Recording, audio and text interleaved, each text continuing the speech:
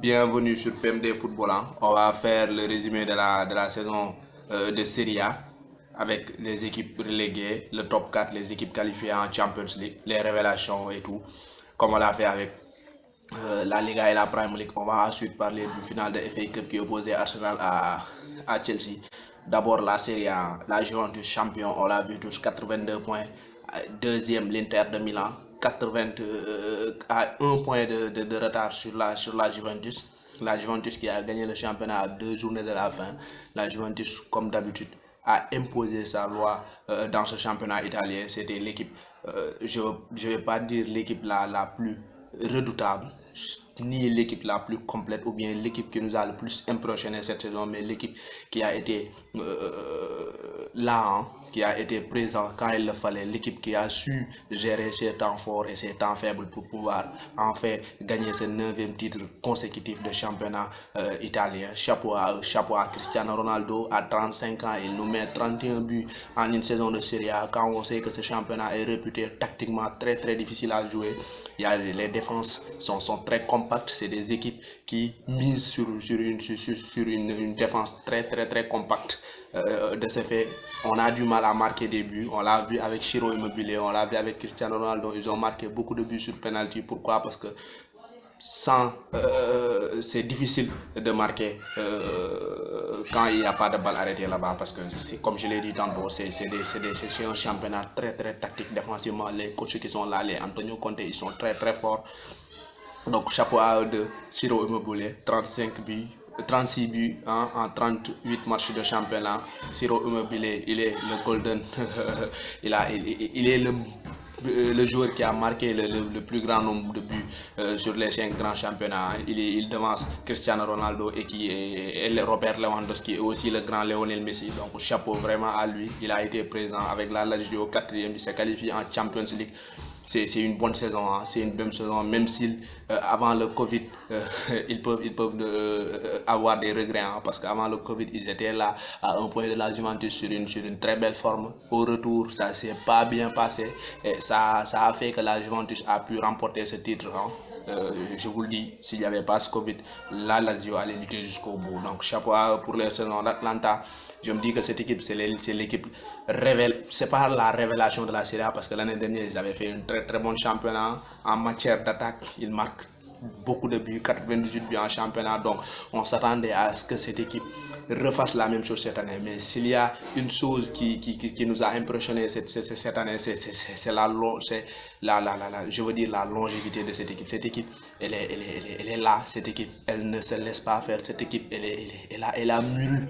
Cette équipe, elle joue un très bon football cette année. L'année dernière, il marquait des buts sans pour autant monopoliser, sans pour autant faire très mal à l'adversaire. Cette année, c'était pas le cas. Cette année, tu vois que c'est une équipe qui a des aptitudes. C'est une équipe où les joueurs se connaissent de mieux en mieux. Et c'est une équipe qui, avec la Ligue des Champions, a pris un peu plus de confiance avec les Ilicic, qui certes n'était pas là en cette fin de saison. Il y a le vétéran Gomez, meilleur passeur décisif avec 16 passes décisives. Chapeau aussi à lui. Zapata, très bonne saison de sa part. Muriel, j'en parle même pas. Gossens, Freuler, Martin Deroun, Pasalic, Atobor, Caldara. C'est une équipe très jeune, c'est une équipe très forte. Donc chapeau à Gasperini, qui pour moi est le coach de la saison en Serie A. Gasperini, il a construit une forteresse avec cette équipe. Il va falloir les attendre en Champions League face à Paris, hein, parce que cette équipe, elle peut faire très mal. Et quand j'ai aussi envie de parler de l'Inter d'Antonio Conte, hein, qui revient, hein, qui est là et qui a été présent. Et je me dis qu'avec les recrues qui vont arriver, avec le Achraf Hakimi et peut-être les Marcos Alonso pour être le pendant d'Hakimi sur ce côté, sur le côté gauche, Antonio Conte peut faire très mal la saison prochaine, parce que Conte, avec son système à 3 derrière, il est très fort. Il est un coach qui connaît ce championnat de Serie A. Il vient en première saison avec l'Inter, il est 2e et il titille un peu cette équipe de la Juventus. Et je me dis que si la Juventus ne se réveille pas l'année prochaine, ce sera vraiment dur de remporter à nouveau ce championnat avec l'Atlanta, avec l'Inter qui viennent Donc, il va falloir se gérer. J'ai aussi envie de parler du Milan de cette deuxième partie de saison. Pourquoi? Parce que le Milan, au début, on avait dit que c'est une équipe en déclin, c'est une équipe qui, avec beaucoup de jeunes joueurs, c'est une équipe qui ne va pas faire un très bon championnat. On l'a vu lors des 20 premières journées, ils ont eu du mal à accéder au top 7. Là, au retour de la Covid-19, on a vu une autre équipe milanaise avec Ibrahimovic en tête de liste, avec Rebic, avec Benacer qui a été excellent, avec Donnarumma qui, comme toujours, a été aussi excellent. Cette équipe, elle a été très très forte. On a vu qu'il y avait un nouveau projet avec un coach allemand qui allait venir, manager allemand, et grâce aux très bonnes performances de l'équipe de Pioli en cette fin de saison, on a vu que Pioli a été reconduit pour 2 ans. Ça veut dire que cette équipe, elle commence à avoir des certitudes. Cette équipe, elle commence à proposer quelque chose. Benacer, excellent au milieu, Kessié.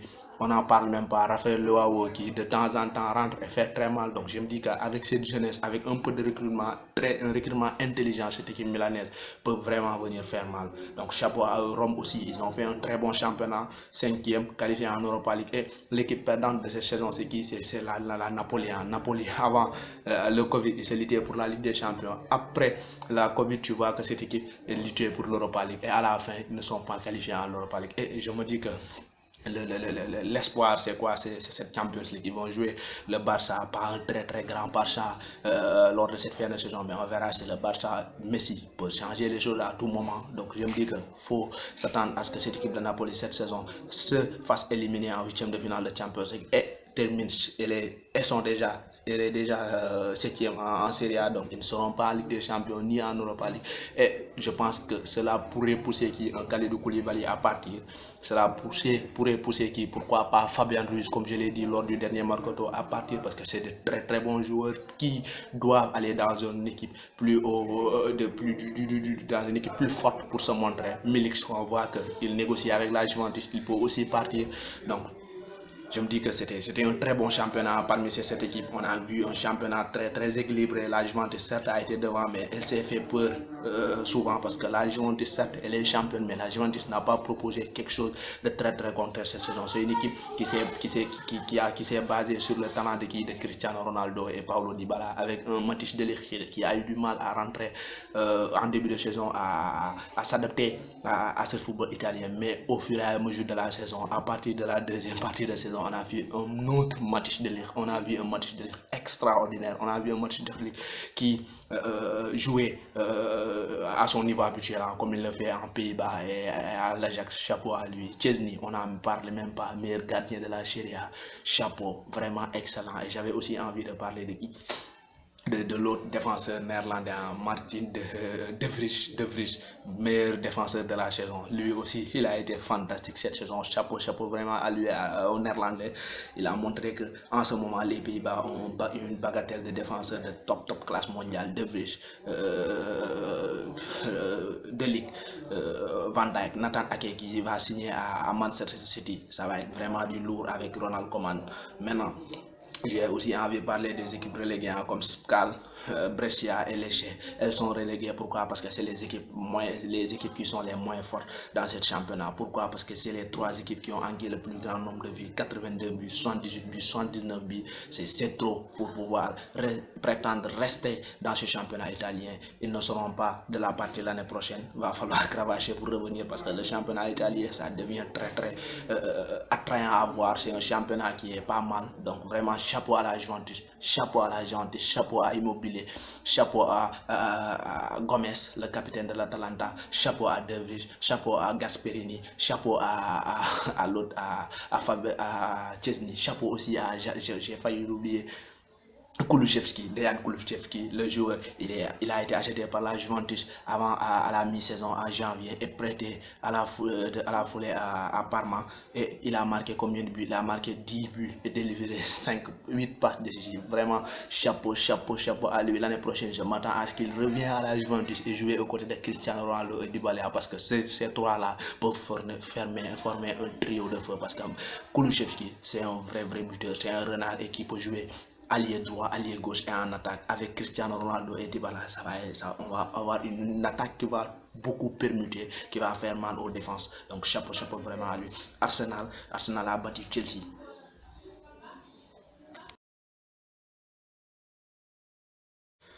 Finale de FA Cup, Arsenal Chelsea, 2 buts à 1, doublé de Aubameyang. Arsenal qui, après avoir terminé 8e en Premier League, Arsenal se qualifie en Europa League l'année prochaine grâce à cette victoire en finale. Chelsea qui a fait un très bon début de match avec Pulisic qui rentrait souvent au milieu, laissant ainsi Marcos Alonso occuper tout le couloir gauche, ce qui permettait à Chelsea d'avoir le surnombre au milieu et ce qui permettait à Mason Mount de pouvoir dézonner, faire des courses croisées, permettre à Olivier Giroud d'avoir plus de solutions. La solution elle est trouvée avec Mason Mount qui centre en retrait pour élever Giroud, Pulisic qui crucifie Martinez. Martinez aussi très bon match de sa part, il a été fantastique. Martinez depuis la blessure de Leno, rien à dire, il a été top. Il a permis à Arsenal de rester à ce niveau, il a permis à Arsenal d'aller en finale de FA Cup et de la remporter. Chapeau à lui, chapeau aussi à Aubameyang. Pourquoi? Parce que le mec il a bouffé Azpilicueta, on le sait, c'est un battant, c'est un très bon défenseur, mais Aubameyang avec sa pointe de vitesse, il est vraiment difficile d'arrêter Aubameyang dans ce genre de match parce que Arsenal, on le voyait tous, ils utilisaient leur principale arme, utiliser une unique arme, c'est quoi? C'est les longs ballons avec Aubameyang parce que le mec il va vite et ça paye avec ses penalties. Chapeau vraiment à lui. Je vois qu'avec les courses répétitives d'Aubameyang, Aspi a ressenti une gêne derrière la cuisse et est sorti. Idem pour Pulisic qui courait beaucoup. Ça se voit que cette équipe de Chelsea a eu du mal lors de ce dernier match du côté anglais avec ses 2 blessures et Pedro qui se blesse aussi. Kovacic qui a fait un très bon match mais avec un excès d'engagement, il a pris un carton rouge. Certes, si j'étais l'arbitre, j'allais pas donner de carton rouge à Kovacic, mais c'est le football. L'arbitre a le dernier mot, il l'a donné et Aubameyang qui en 2 mètres, même pas 2 mètres, élimine Zouma et ça montre les lacunes défensives de cette équipe de Chelsea. Chelsea défensivement va falloir recruter du lot pour pouvoir prétendre rivaliser avec Liverpool l'année prochaine parce que offensivement on va être très fort, ça c'est sûr, mais défensivement ce sera très faible. Pas du niveau d'une équipe qui se lutte pour le titre. Il va falloir changer tout cela après. Tu as une équipe d'Arsenal qui se réveille après un très mauvais début de match. Aubameyang, comme je l'ai dit, qui obtient un penalty qu'il marque après sur une très bonne remontable de Bellerin. On a vu Aubameyang face à Zouma qui crucifie Zouma. Ça me rappelle le but de Messi face à Boateng, face à Neuer. Là c'est presque la même chose face à Zouma et Caballero. Chapeau à lui. Aubameyang il devient le premier capitaine africain, je veux dire, de l'histoire de la Premier League, de l'histoire du championnat anglais à soulever la FA Cup. Donc chapeau vraiment à lui. Il est venu à Arsenal, il a imposé sa loi, il a marqué 70 buts avec ce club. Donc vraiment chapeau, il a été exceptionnel. Il a le numéro 14, il remporte le 14e FA Cup. Il va falloir qu'il prolonge parce qu'Arsenal aura besoin de Aubameyang pour la saison prochaine. Aubameyang, chapeau.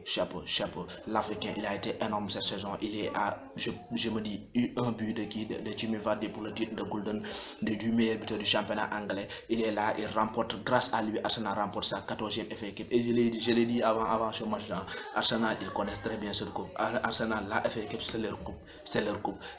En finale, quand ils arrivent en finale, ils le gagnent la plupart du temps. Donc je me disais que comme Arsenal est en finale, ça va être difficile de les battre parce que cette FA Cup c'est la leur, ils l'ont mérité, ils l'ont gagné. Chapeau.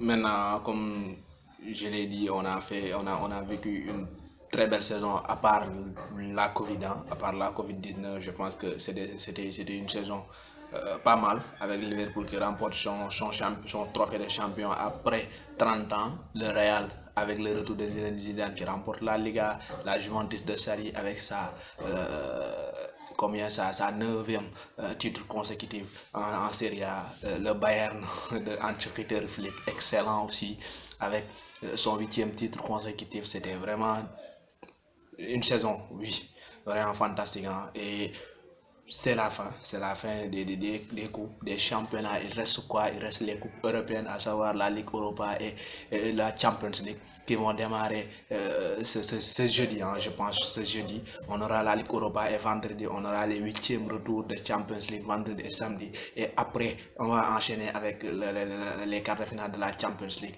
D'ici là, continuez à liker, continuez à partager, abonnez-vous à la page. Rendez-vous lors des matchs de Champions League, 8e de finale et quart de finale. On sera là, on va débriefer tous les matchs et d'ici là, abonnez-vous.